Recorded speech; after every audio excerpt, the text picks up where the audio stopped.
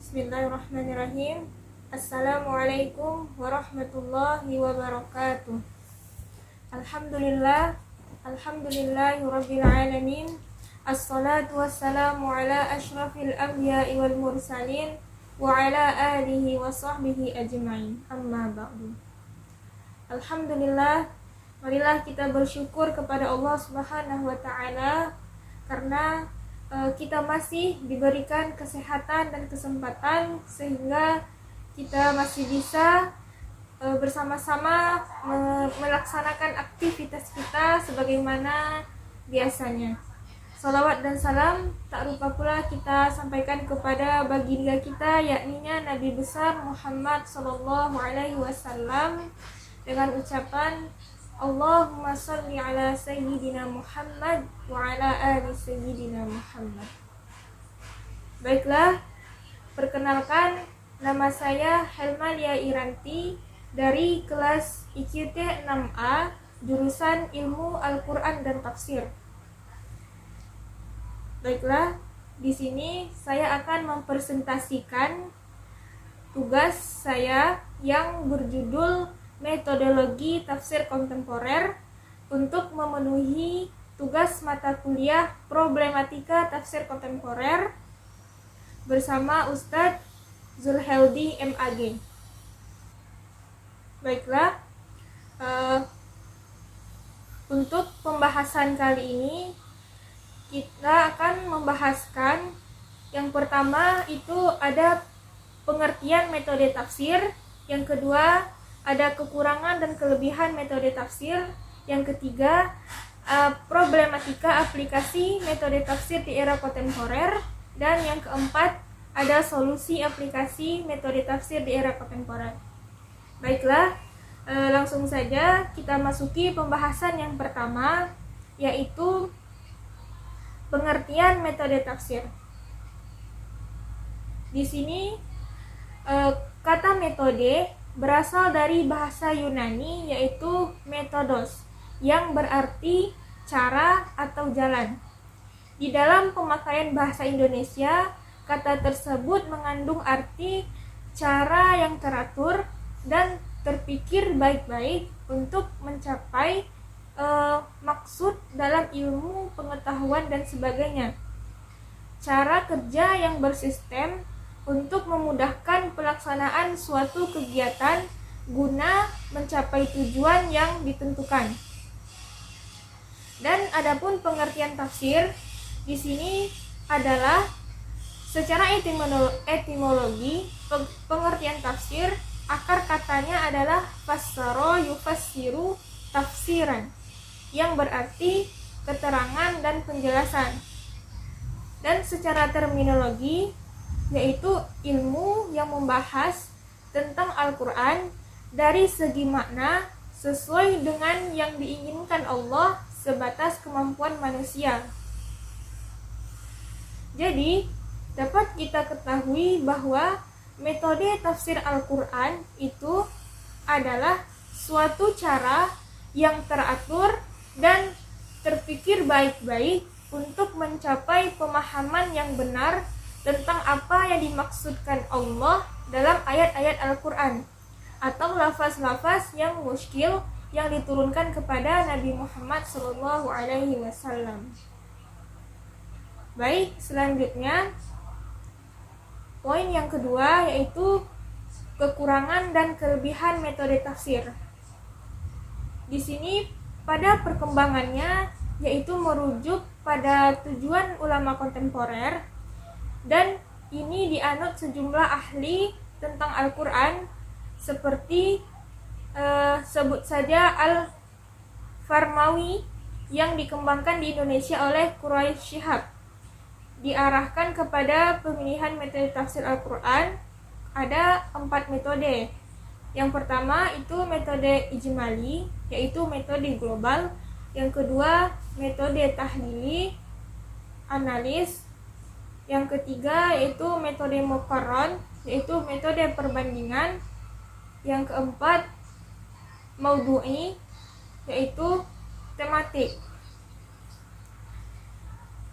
Di sini Adapun kelebihan dan kekurangan dari metode-metode tersebut adalah yang pertama, bisa kita lihat kelebihan dari metode tahlili dapat mengetahui dengan mudah tafsir suatu surat atau ayat karena susunan tertib ayat atau surat mengikuti susunan sebagaimana terdapat dalam mushaf.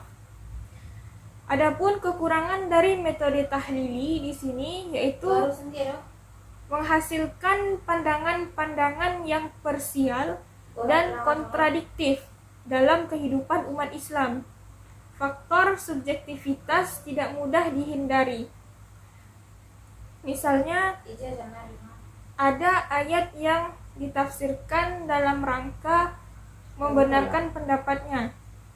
Terkesan adanya penafsiran berulang-ulang, terutama terhadap ayat-ayat yang mempunyai tema yang sama, masuknya pemikiran Israiliyat.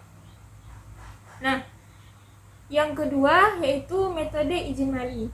Adapun kelebihan dari metode ijmali ini yaitu dia mempunyai kelebihan yang praktis dan mudah dipahami, bebas dari penafsiran Israiliyat, akrab dengan bahasa Al-Quran.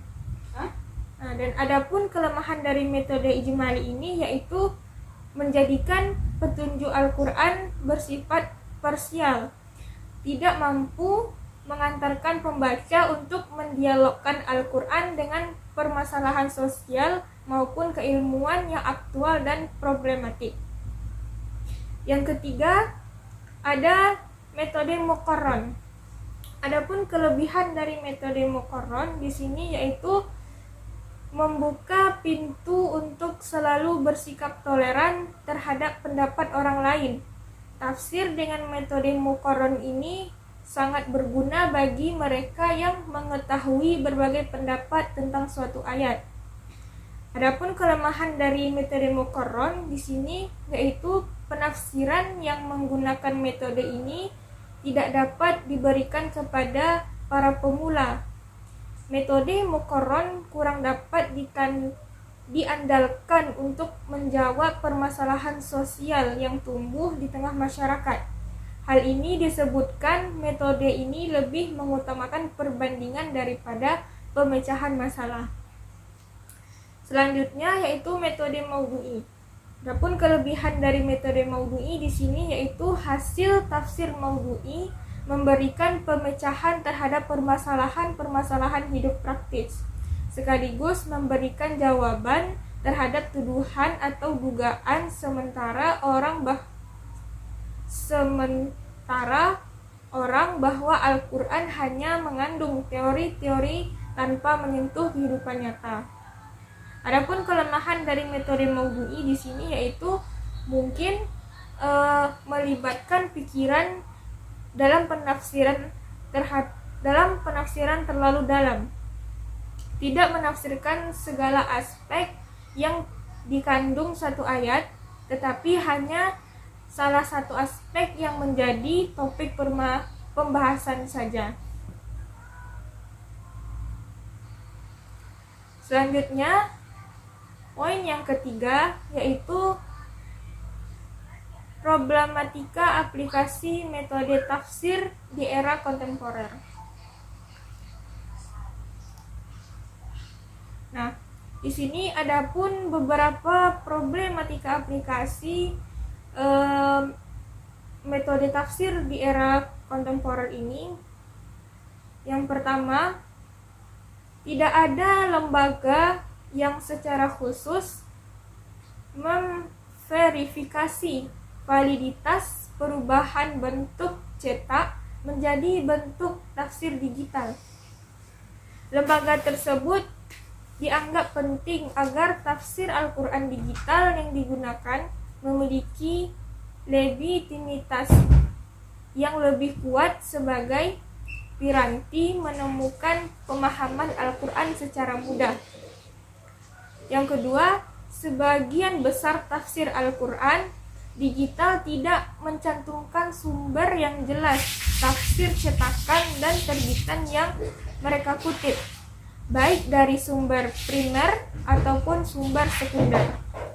Keterangan ini penting untuk melacak kebenaran penafsiran yang dikandung dalam tafsir Al-Quran digital tersebut. Yang ketiga yaitu tafsir Al-Quran digital yang banyak dikembangkan khususnya di aplikasi ponsel sebagian besar memiliki tampilan yang kurang bersahabat atau kurang bersahabat. Dalam penggunaannya, aplikasi menggunakan kesulitan ingin mencari penjelasan ayat yang diinginkan. Yang keempat yaitu sebagian besar tafsir Al-Quran digital dikembangkan masih sangat minim fiturnya. Kebanyakan fiturnya adalah membuka sudrat dan cari ayat dimaksud, kemudian membuka tafsir dari ayat yang diinginkan. Fitur seperti pencarian penggalan ayat atau pencarian penggalan tafsir masih sangat jarang ditemukan. Kemudian selanjutnya, untuk keperluan penulisan karya ilmiah, tafsir digital sebagian besar tidak mencantumkan keterangan rujukan dalam kitab asli. Selanjutnya pembahasan yang terakhir yaitu solusi aplikasi metode tafsir di era kontemporer.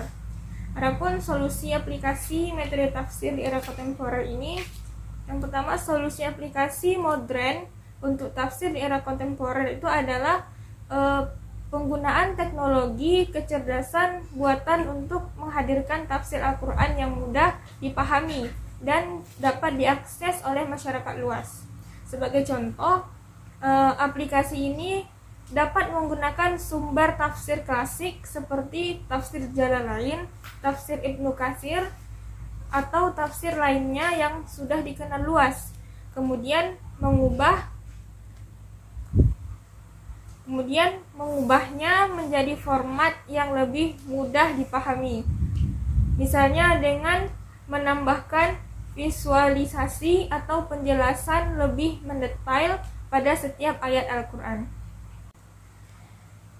Baiklah, adapun kesimpulan dari pembelajaran kita pada saat ini yaitu tafsir kontemporer ialah tafsir atau penjelasan ayat Al-Quran yang disesuaikan dengan kondisi kekinian atau saat ini. Pengertian seperti ini sejalan dengan pengertian tajdid, yakni usaha untuk menyesuaikan ajaran agama dengan kehidupan kontemporer dengan jalan mentakwilkan atau menafsirkan sesuai dengan perkembangan ilmu pengetahuan serta kondisi sosial masyarakat. Mungkin cukup sekian pembelajaran kita pada hari ini. Jika terdapat kesalahan, saya mohon maaf. Semoga apa-apa yang disampaikan tadi bisa bermanfaat bagi kita semua. Billahi taufiq wal hidayah. Wassalamualaikum warahmatullahi wabarakatuh.